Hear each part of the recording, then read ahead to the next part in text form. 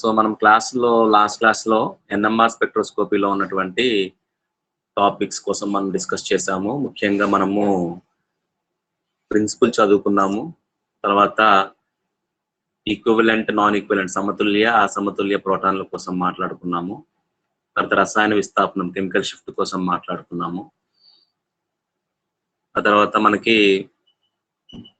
NMR signals spin splitting ఎలాగవుతుంది NMR signal లో అన్నది కూడా మనం డిస్కస్ చేసాము. సో N+1 రూల్ పరంగా నైబరింగ్ ప్రోటాన్స్ ని ఆధారంగా చేసుకొని, అంటే పక్కన ఉన్నటువంటి కార్బన్ పైన ప్రోటాన్లను ఆధారంగా చేసుకొని మనము స్ప్లిట్టింగ్ ఫ్యాక్టర్ అనేది మాట్లాడుకున్నాం. Okay, spin splitting. అలాగే కప్లింగ్ కాన్స్టెంట్ కూడా మనం డిస్కస్ చేస్తాం. కప్లింగ్ కాన్స్టెంట్ కోసం కూడా మాట్లాడుకున్నాం. నెక్స్ట్ మనము ఫైనలైజ్ చేసుకోవాల్సింది ఏంటంటే ఎగ్జాంపుల్స్. మనము ఎగ్జాంపుల్స్ కోసం మాట్లాడదాము. ఇథనాల్, మిథనాల్, రకరకాల ఎగ్జాంపుల్స్ లో ఏ విధంగా ఎన్ఎంఆర్ స్పెక్ట్రమ్ అన్నది ఉంటుంది అనేది ఒకసారి మనం స్టడీ చేస్తాం. ఒకసారి రివైజ్ చేద్దాము. ఐ థింక్ మీకు గుర్తుందని అనుకుంటున్నాను. ప్రిన్సిపల్ కోసం ఒకసారి జస్ట్ అలా ఫ్లాష్ లుక్ లో మనం వెళ్ళిపోదాము. ఎన్ఎంఆర్ ప్రిన్సిపల్ ఏం చెప్పామండి? కేంద్రకం ఉంటుంది. కేంద్రకంలో మనకి స్పిన్నింగ్ అవడం వలన, అంటే ఏంటి, భ్రమణం చెందడం వలన అది ఒక చిన్న అయస్కాంతం లాగా అది బిహేవ్ చేస్తుంది. ఆ చిన్న అయస్కాంతంలా బిహేవ్ చేస్తున్న దాన్ని, అలా భ్రమణం చెందుతుంది కాబట్టి దానికి ఏముంటుందండి? న్యూక్లియర్ స్పిన్ ఉంది. కేంద్రక భ్రమణం అన్న దానికి ఉంటుంది. సో ఆ కేంద్రక భ్రమణం ఉన్నటువంటి దాన్ని మనం ఎందులో పెడుతున్నాము? బాహ్య అయస్కాంత క్షేత్రంలో పెడతాం.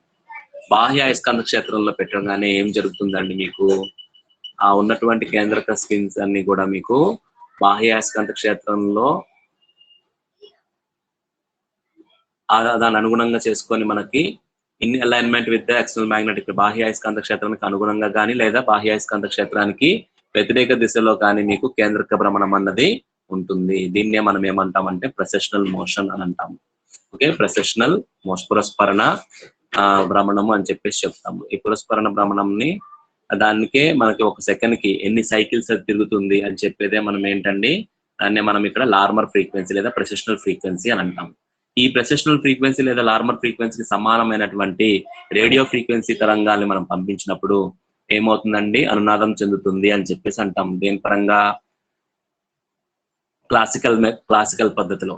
ఓకే, క్లాసికల్ పద్ధతిలో మనం అక్కడ బాహ్యాయస్కాంత క్షేత్రంలో ఉన్నటువంటి అది కేంద్రక స్పిన్ అన్నది మీకు ప్రెసెషనల్ మోషన్ ఉంటుంది కదా, ఆ ప్రెసెషనల్ ఫ్రీక్వెన్సీకి సమానమైనటువంటి శక్తి కలిగినటువంటి బాహ్య అయస్కాంత అదేంటి రేడియో ఫ్రీక్వెన్సీ రేడియేషన్స్ ని మనం దానిపై పంపించినప్పుడు ఏం జరుగుతుంది అన్నామండి? అనునాదం జరుగుతుంది అని చెప్పేసి చెప్తున్నాం.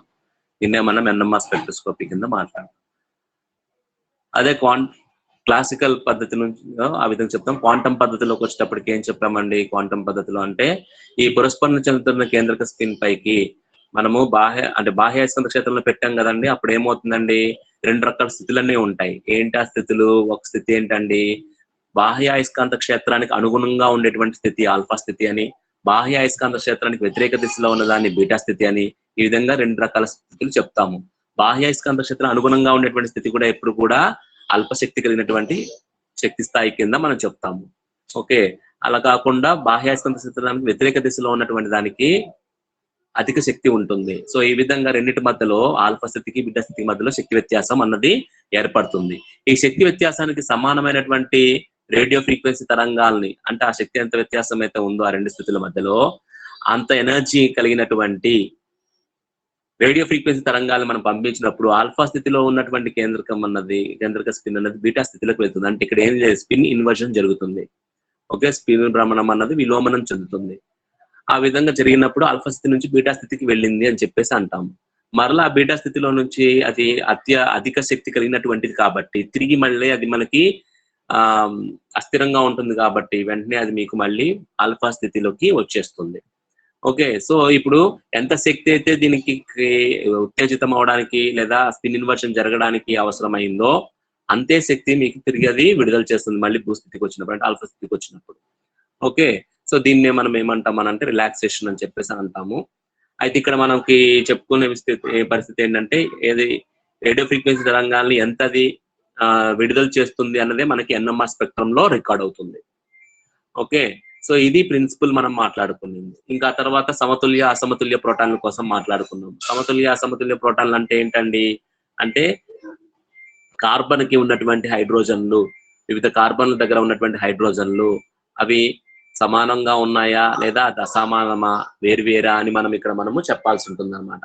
సో అది సమానమా వేరువేరా అని ఏ విధంగా ఎలాగ చెప్తాం మనము, దేనాధారంగా చేసుకొని చెప్తాము అని అంటే కనెక్టివిటీ, అంటే వాటి యొక్క బంధాలు దేనికి కనెక్ట్ అయి ఉన్నాయి అన్నది కనెక్టివిటీ బేస్డ్ గా చూడొచ్చు. అలాగే చర్య పరంగా కూడా మనము మాట్లాడొచ్చు. ఓకే, అంటే అక్కడ ఉన్నటువంటి హైడ్రోజన్ ని ఇంకేదన్నా ప్రతిక్షేపం మనం అక్కడ చేసినప్పుడు ఏ హైడ్రోజన్ ని ప్రతిక్షేపించినా ఒకటే రకమైనటువంటి సమ్మేళనం ఏర్పడింది అనుకోండి, అప్పుడు ఏమంటుంది అనేది రసాయనికంగా సమతుల్యమైనటువంటి ప్రోటాన్లు అని చెప్పేసి చెప్తాము. అర్థమైంది కదండి. సో ఈ విధంగా సమతుల్య అసమతుల్య ప్రోటాన్లు అన్నవి ఏ విధంగా ఉంటాయి, ఎన్ని అసమతుల్య ప్రోటాన్లు వస్తే అన్ని NMR సిగ్నల్స్ అన్నవి వస్తాయి అనేది మనం చెప్తున్నాం. ఓకే, సో తద్వారాగా అసమతుల్య ప్రోటాన్లు ఎన్ని ఉంటే అన్ని మీకు NMR సిగ్నల్స్ అన్నవి ఏర్పడతాయి. దీనిలో ఇంకొకటి మరి ప్రత్యేకమైనటువంటి విషయం ఏంటంటే మనం చెప్పుకోవాల్సింది కెమికల్ షిఫ్ట్, రసాయన విస్థాపనం. అంటే ఇక్కడ ఇది మెజర్మెంట్, ఎలాగ మనం మెజర్ చేస్తాము అన్నది మనం ఇక్కడ చూస్తాము. ఓకే, సో ఆ మెజర్మెంట్ ఎలాగ చెప్పామండి మనము అంటే దీనికి ఒక రిఫరెన్స్ తీసుకోవాలి. దాన్ని మనం TMS అని చెప్పేసి అన్నాం, టెట్రామిథైల్ సిలేన్. టెట్రామిథైల్ సిలేన్ అనేది ఒక రసాయనాన్ని మనం ఇక్కడ రిఫరెన్స్ కింద మనం తీసుకోవడం జరిగింది. ఈ రిఫరెన్స్ కి తీసుకున్న దీనికి 0 విలువ మనం ఆపాదించాము. ఓకే, సో ఈ 0 విలువను ఆపాదించి దీని నుంచి ఎంత మీకు అది డిఫరెన్సెస్ ఎన్ని వస్తున్నాయి అన్నది, అంటే మనం శోషించుకునేటువంటి రసాయన రేడియో ఫ్రీక్వెన్సీ తరంగాల్ని శోషించుకుంటున్నప్పుడు ఆ శక్తి వ్యత్యాసాలు ఎట్లాగుంటున్నాయి అంటే TMS కి మిగతా వాటికి. సో అలాగా దాన్ని బేస్ చేసుకునే మనం ఇక్కడ రసాయన విస్థాపనం అన్నమాట మాట్లాడటం జరుగుతుంది. ఓకే, దాన్ని డెల్టాతో రిప్రజెంట్ చేస్తారు. So delta is equal to ఏమని చెప్పామంటే nu sample minus nu reference. అంటే ఏంటండి శాంపుల్ కి ఎంత పౌనపుణ్యము ప్రెసెషన్ అదే రేడియో ఫ్రీక్వెన్సీ తరంగాలు అవసరం ఉంది, అలాగే మనకి TMS కి ఎంత ఉంటుంది by instrumental magnetic field. Okay, so దాన్ని రేడియో ఫ్రీక్వెన్సీ మెగా హెడ్జెస్ లో మనం చెప్తాం అక్కడ ఇన్స్ట్రుమెంట్ ఫ్రీక్వెన్సీని. సో మెగా హెడ్జెస్ లో చెప్తాం ఇంటూ 10⁶ వేసుకుంటే మీకు ఆటోమేటిక్ అది PPM లో వస్తుంది అన్నమాట విలువ. ఓకే, సో దీన్నే మనం ఏమంటున్నాము రసాయన విస్థాపనము అని చెప్పేసి అని అంటున్నాము. ఈ రసాయన విస్థాపనాలు ఒక్కొక్క ప్రోటానికి ఒక్కొక్కలాగా ఉంటుంది, అంటే అసమతుల్య ప్రోటాన్లు అన్ని కూడా ఒక్కొక్కలాగా ఉంటాయి. ఎందుకు ఈ విధంగా వస్తుంది అన్న దానికోసం మనం ఎక్స్ప్లెయిన్ చేసుకున్నాం, షీల్డింగ్ డీషీల్డింగ్ అని. పరిరక్షక అపరిరక్షక ప్రభావాల కోసం మనం మాట్లాడుకున్నాము. షీల్డ్ అవ్వడము అంటే ఏంటి, డీషీల్డ్ అవ్వడం అంటే ఏంటి, అంటే కేంద్రకానికి ఇక్కడ మనకి ఎలక్ట్రాన్ల ఇంటర్ఫీరెన్స్ ఉంటుంది అని మనం మాట్లాడుతున్నాము. ఓకే, సో ఆ ఎలక్ట్రాన్ ఇంటర్ఫీరెన్స్ అన్నవి అధికంగా కేంద్రకానికి కనుక ఉంటే ఆటోమేటిక్ గా అది మీకు ఏమని చెప్తాము, అది మీకు షీల్డ్ అవుతుంది అని అంటాం. అలా కాకుండా కేంద్రకానికి దూరంగా ఉంటుంది అంటే కేంద్రకంకి ఎలక్ట్రాన్లు అన్నవి చేరుగా లేవు అనుకుంటున్నప్పుడు ఆటోమేటిక్ గా మీకు ఏంటంటే అది డీషీల్డింగ్ అనేసి మనం చెప్తాము. సో షీల్డింగ్ గానీ డీషీల్డింగ్ గానీ జరగాలంటే దాన్ని పరమాణువుల మధ్యలో అంటే హైడ్రోజన్ బంధితమైన పరమాణువులకి ఇంకా ఆ విధంగా కనెక్టివిటీ వైస్ చూసుకుంటూ వెళ్ళినప్పుడు వాటి యొక్క రుణ విద్యుతాత్మకతల్ని ప్రత్యేకంగా ఇక మనము ప్రామాణికంగా తీసుకుంటాము. ఓకే, అత్యధిక రుణ విద్యుతాత్మక పరమాణువులకు కనుక హైడ్రోజన్ బంధితమై ఉంటే ఆటోమేటిక్ గా అది ఎలక్ట్రాన్ అన్నవి రుణ విద్యుతాత్మక పరమాణు వైపుకి వెళ్తాయి కాబట్టి ఆటోమేటిక్ గా హైడ్రోజన్ దగ్గర ఉన్న ఒక ఎలక్ట్రాన్ కాస్త దూరం అయిపోతుంది. కాబట్టి ఆ విధంగా కేంద్రకం అన్నది మీకు బాహ్య అయస్కాంత క్షేత్రానికి సులువుగా మీకు అది ప్రెసిషనల్ జరగడానికి అవకాశం ఉంటుంది. ఓకే, సో ఈ విధంగా మనము షీల్డింగ్ డీషీల్డింగ్ కాన్సెప్ట్స్ మాట్లాడుకున్నాం. ఇక లాస్ట్ కి మనకి స్పిన్ స్ప్లిట్టింగ్ మాట్లాడదాం. స్పిన్ స్ప్లిట్టింగ్ అంటే ఏంటండి, సో ఇప్పుడు మనం చెప్పుకున్నంత వరకు ఏం చెప్తున్నా అసమతుల్య ప్రోటాన్లు ఎన్ని వస్తాయి అన్ని సిగ్నల్స్ వస్తాయని మనం మాట్లాడుకున్నాం. అయితే ఇక్కడ ఏమవుద్దంటే ఒక సిగ్నల్ కి ఇంకో సిగ్నల్ మధ్యలో ఏం జరుగుతుందండి, ఇంటరాక్షన్ జరుగుతుంది, అన్యోన్య చర్య జరుగుతుంది. ఈ అన్యోన్య చర్య దేనికి మధ్యలో జరుగుతాయి అంటే పక్క పక్కన ఉన్న కార్బన్లు అడ్జసెంట్ కార్బన్స్ అంటాం, వాటికి ఉన్నటువంటి హైడ్రోజన్లతో మీకు ఏమవుతాయంటే ఒకదాని ప్రభావం ఇంకొక దానిపైన ఉంటుంది. సో ఈ విధంగా పక్క కార్బన్ పైన ఎన్ని ప్రోటాన్లు ఉంటున్నాయి అన్నదాన్ని చేసుకునే మనము N+1 రూల్. N+1 అంటే ఏంటి, N అంటే ఏంటంటే ఇక్కడ పక్కన ఉన్నటువంటి కార్బన్ పైన ఎన్ని హైడ్రోజన్లు ఉన్నాయి అటు సంఖ్య చెప్పాలన్నమాట. సో అడ్జసెంట్ కార్బన్ పైన ఉన్నటువంటి హైడ్రోజన్ల సంఖ్య ఎన్ని ఉంటున్నాయి అది N విలువగా తీసుకుంటాము +1. అంతగా ఇప్పుడు మనం చెప్తున్నటువంటి ప్రోటాన్ ఏదైతే ఉందో దానికి అదే దాని సిగ్నల్ అన్నది మీకు స్ప్లిట్ అవడం జరుగుతుంది. ఇప్పుడు ఫర్ ఎగ్జాంపుల్ పక్క కార్బన్ పైన 2 హైడ్రోజన్లు ఉన్నాయనుకోండి. సో ఇప్పుడు ఈ హైడ్రోజన్ ఎంత ఎలాగ స్ప్లిట్ అవుతుందండి? 2+1 3 గా మనకి స్ప్లిట్ అవడం జరుగుతుంది. అర్థమైంది కదండి. సో ఈ విధంగా మనము N+1 రూల్ ని ఆధారంగా చేసుకొని మనం చెప్తాం. ఒక్కొక్కసారి ఏమవుతుందంటే కార్బన్ అదే హైడ్రోజన్ అటాచ్ అయిన కార్బన్ కి అటుపక్క కార్బన్ ఇటుపక్క కార్బన్ అంటే ఇరుపక్కల ఉన్నటువంటి కార్బన్ల పైన హైడ్రోజన్లు అనేవి మీకు అసమతుల్య ప్రోటాన్లు అనుకోండి.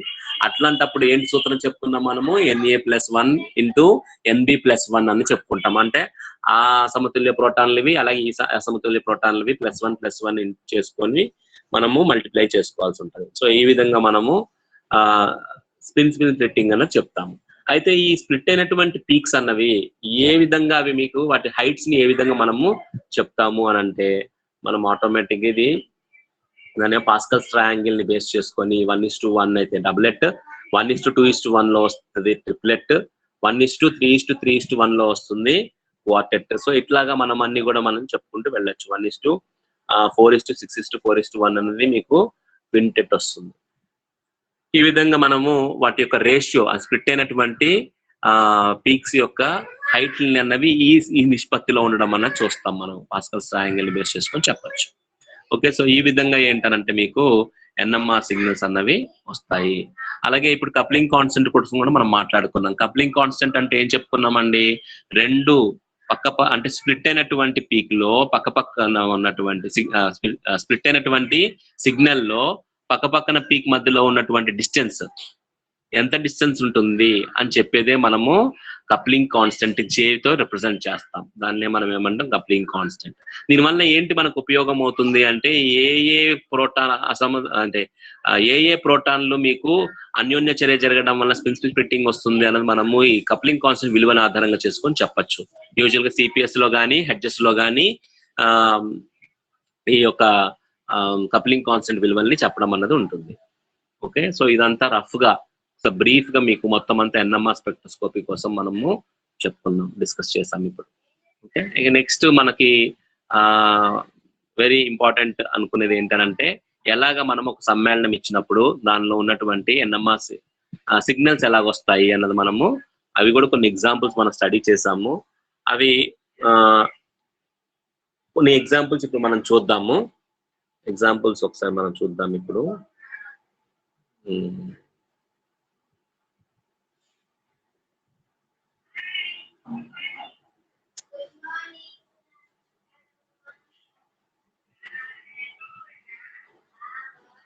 మీకు బోర్డు కనిపిస్తుందా?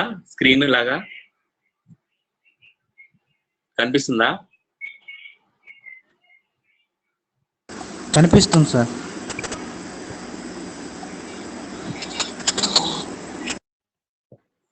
ఇప్పుడు ఇది తీసుకున్నాం అనుకోండి. This is ethane, CH3 C2H6, దీన్ని ఈథేన్ అంటాము. సో ఈ కార్బన్ పైన 3 హైడ్రోజన్లు ఉన్నాయి. అలాగే అంటే ఏ కార్బన్ పైన 3 హైడ్రోజన్లు ఉన్నాయి, బి కార్బన్ పైన 3 హైడ్రోజన్లు ఉన్నాయి. సో ఇప్పుడు ఏ కార్బన్ బి కార్బన్ రెండు కూడా ఒకదానికొకటి బంధితమై ఉన్నటువంటి కార్బన్లే. ఓకే, సో అట్లాంటప్పుడు ఇక్కడ ఏంటండి 3 హైడ్రోజన్లు, అలాగే ఈ కార్బన్ కి అటాచ్ అయిన 3 హైడ్రోజన్లు, మొత్తము 6 హైడ్రోజన్లు సమతుల్య హైడ్రోజన్లే. సో కాబట్టి 6 హైడ్రోజన్ ఒకలాంటివే కాబట్టి కేవలం మీకు ఇక్కడ ఒక సిగ్నలే వస్తుంది. ఓకే, సో NMR సిగ్నల్ లో మీకు కేవలం 1 సిగ్నల్ వస్తుంది. అలా కాకుండా ఇథనాల్ తీసుకున్నారు అనుకోండి, CH3 CH2OH, CH3 CH2OH. So ethanol తీసుకున్నాం అనుకోండి, ఇథనాల్ లో ఇప్పుడు మీకు CH3 ఉంది, CH2 ఉంది, OH ఉంది. సో ఇక్కడ మీకు 3 హైడ్రోజన్లు, అలాగే ఇక్కడ 2 హైడ్రోజన్లు, ఆక్సిజన్ అటాచ్ అయిన 1 హైడ్రోజన్. ఇప్పుడు ఇక్కడ కూడా మీకు 6 హైడ్రోజన్లు కనబడుతున్నాయి. ఈ 6 హైడ్రోజన్లు ఒకలాంటివా వేరువేరా అన్నది మనం స్టడీ చేద్దాం. ఒకలాంటివి అని మనం ఎలా చెప్పగలము, వేరువేరు అని ఎలా చెప్పగలము?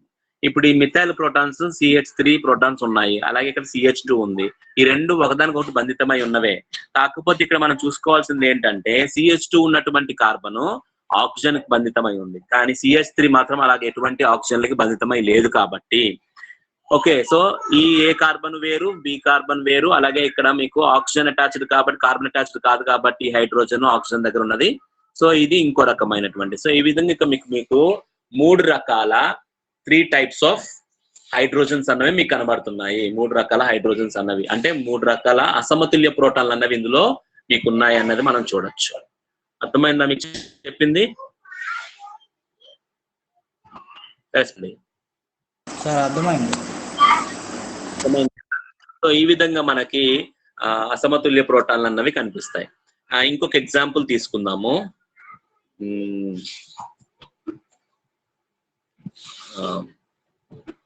ఇంకొక ఎగ్జాంపుల్ తీసుకుంటాను నేను. టేక్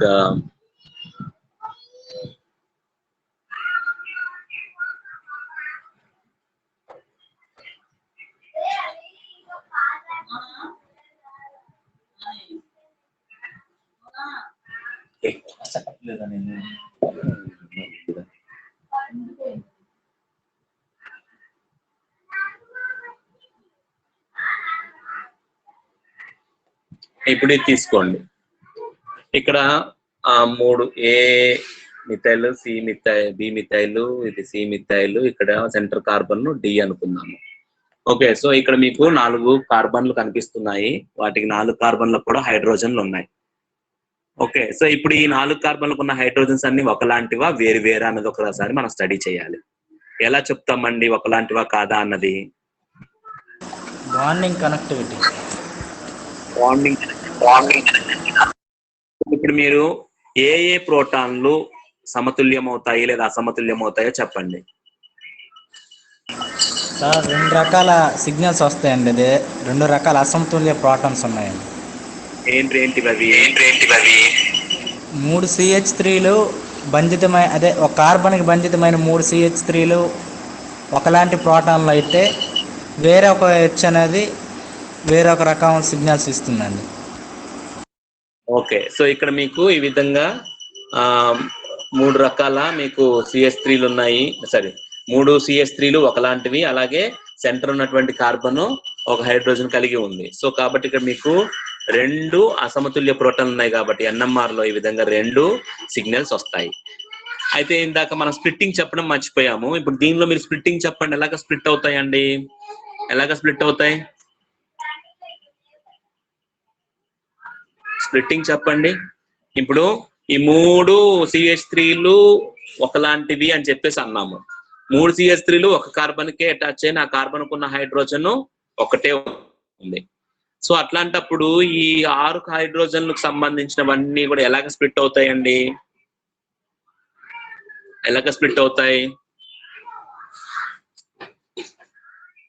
ఈ 6 హైడ్రోజన్ ఫర్ ఎగ్జాంపుల్ ఇది ఏబిసి కదండి. ఏబిసి అంతా ఎక్స్ టైప్ అనుకుందాం, ఇది ఒకటి వై అనుకుందాము. ఇందులో ఇది ఎక్స్, ఇది వై అనుకుందాము.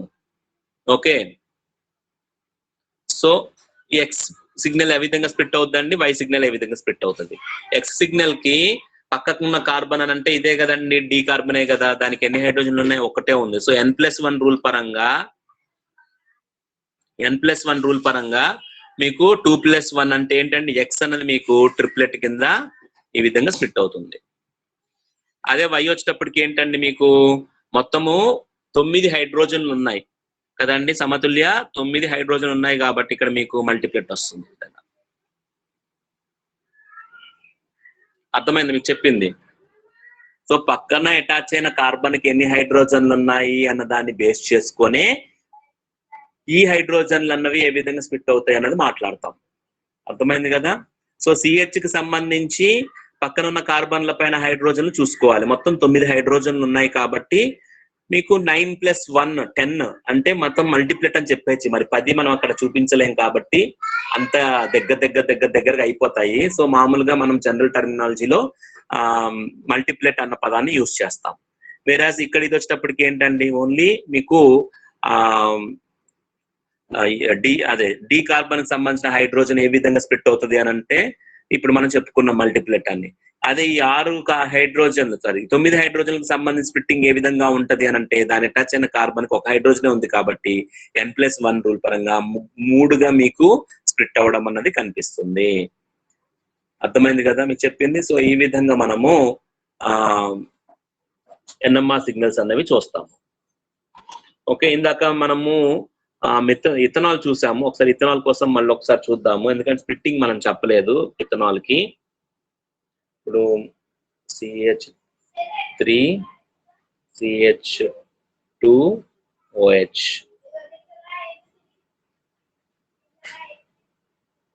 CH3 CH2OH, ఇది ఏ టైప్ ప్రోటాను, ఇది బి టైప్ ప్రోటాను, ఇది సి టైప్ ప్రోటాన్ అనుకుందాం. ఓకే, ఇక్కడ 3 రకాలు ఉన్నాయి అని ఇందాక మనం చెప్పి 3 సిగ్నల్స్ వస్తాయని చెప్పుకున్నాము. సో ఇది TMS అనుకోండి.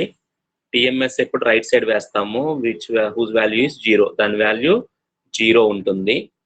ఇక తర్వాత వీటికి సంబంధించినది చూద్దాం మనం, ఎలాగ మనకి ఇవి స్ప్లిట్ అవుతాయి. మామూలు 3 సిగ్నల్స్ వస్తాయి అన్నాము. ఏంటంటే 3 సిగ్నల్స్ OH కి సంబంధించింది. OH అటాచ్ అయిన హైడ్రోజన్ అన్నది అధిక రుణ విద్యుతాత్మక కలిగిన ఆక్సిజన్ కి అటాచ్ అయింది కాబట్టి hydrogen. Okay, so you will get deshielding గా అది డీషీల్డ్ అయి ఉంటుంది, దట్ ఈస్ డీషీల్డెడ్. ఇక తర్వాత CH2 సంబంధించింది అది ఏంటండి, అది ఆక్సిజన్ కి అటాచ్ అయిన కార్బన్ కాబట్టి ఈ తర్వాత వచ్చేది మరొకటి. అండ్ CH3 అన్నది రుణ విద్యుతాత్మక ప్రమాణం దూరంగా ఉంది కాబట్టి ఇది మీకు ఈ విధంగా వస్తుంది.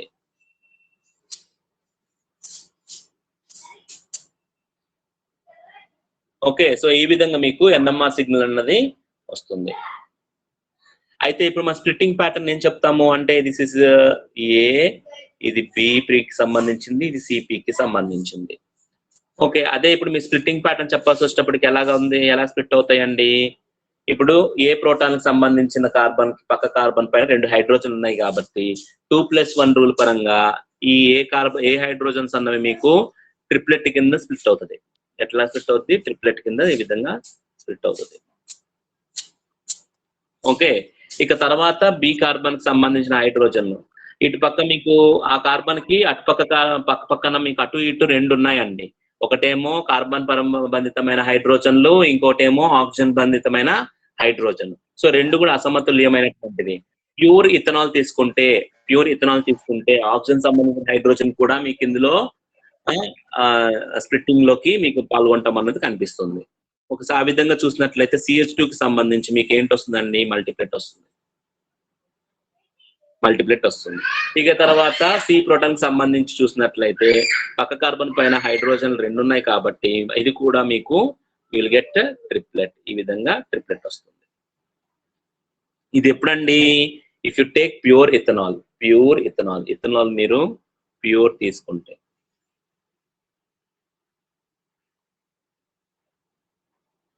అర్థమైంది కదండి. అలా కాకుండా అదే కదండి కొంచెం వాటర్ కంటెంట్ కానీ అందులో ఉంటే, వాటర్ కంటెంట్ ఉండడం వల్ల ఏం జరుగుతుంది అని అంటే, మనం ఆల్రెడీ డిస్కస్ చేసిందే, మళ్ళీ ఒకసారి నేను చూపిస్తాను మీకు. వాటర్ కంటెంట్ ఉండడం వలన ఏం జరుగుతుందండి, ఈ CH2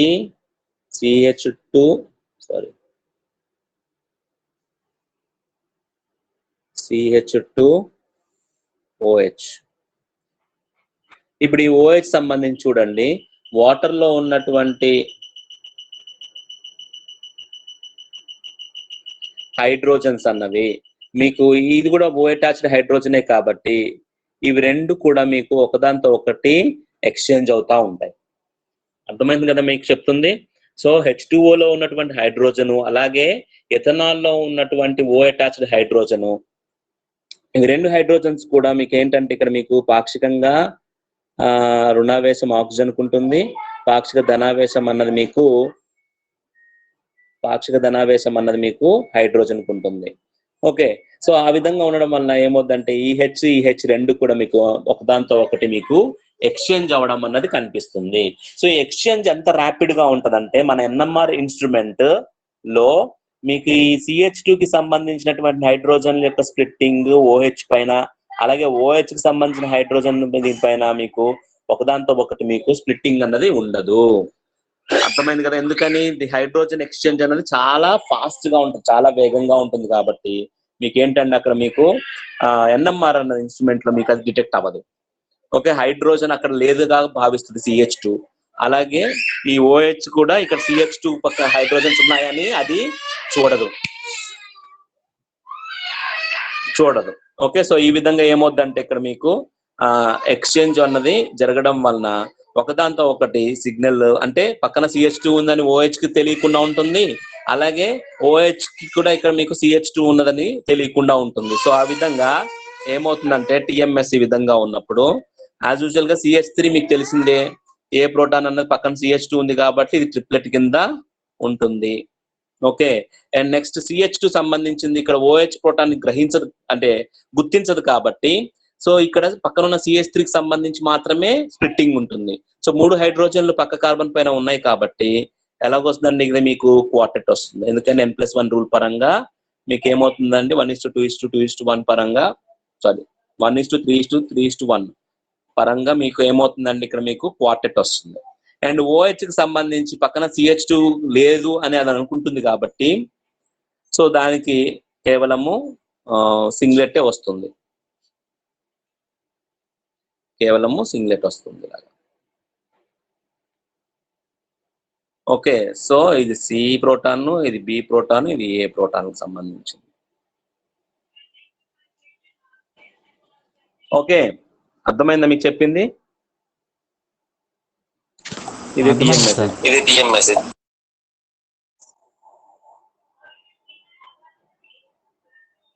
ఓకే, టెట్రామిథైల్సిలేనికి సంబంధించింది ఫస్ట్ పీక్ 0 ఇచ్చాం దాని విలువ. ఇక రెస్ట్ ఇదంతా మీరు గమనించినట్లయితే ఈ విధంగా ఇథనాల్ లో మాత్రము ఓ అటాచ్ అయినటువంటి అంటే ఆక్సిజన్ అటాచ్ అయినటువంటి హైడ్రోజన్ వాటర్ లో ఉన్నటువంటి హైడ్రోజన్ తో మీకు ఏమవుతుందండి ర్యాపిడ్ మ్యూచువల్ గా ఒకదాంతో ఒకటి ఎక్స్చేంజ్ అవ్వడం అన్నది చూస్తాము. సో అందువలన మీకు ఏంటంటే హైడ్రోజన్ ఆక్సిజన్ భరితమైన హైడ్రోజన్ కి అలాగే దాని నైబరింగ్ ప్రోటాన్స్ CH2 కి సంబంధించి ఒకదాంతో ఒకటి అన్యోన్య చర్య అన్నది జరగదు. సో కాబట్టి CH2 కి ఇటు పక్క ఒక హైడ్రోజన్ అని చూడదు, అలాగే OH అనేది మీకు పక్కన CH2 ఉన్నది చూడదు. సో ఈ విధంగా ఏమో అంటే మీకు స్ప్లిట్టింగ్ అన్నది రెండింటికి మధ్యలో ఉండదు. క్లియర్? Is that clear? అర్థమైందా మీకు చెప్పింది? అర్థమైంది సార్. ఓకే,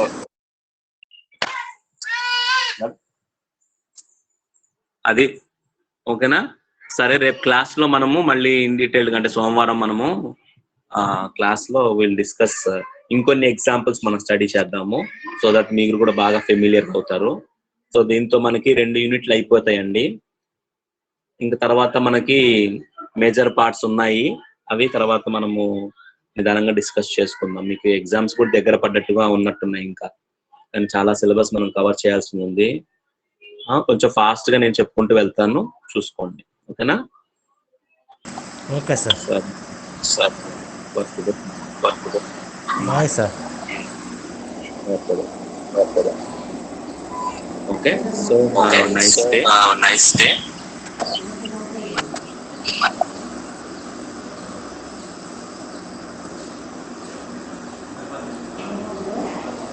పురుషోత్తం,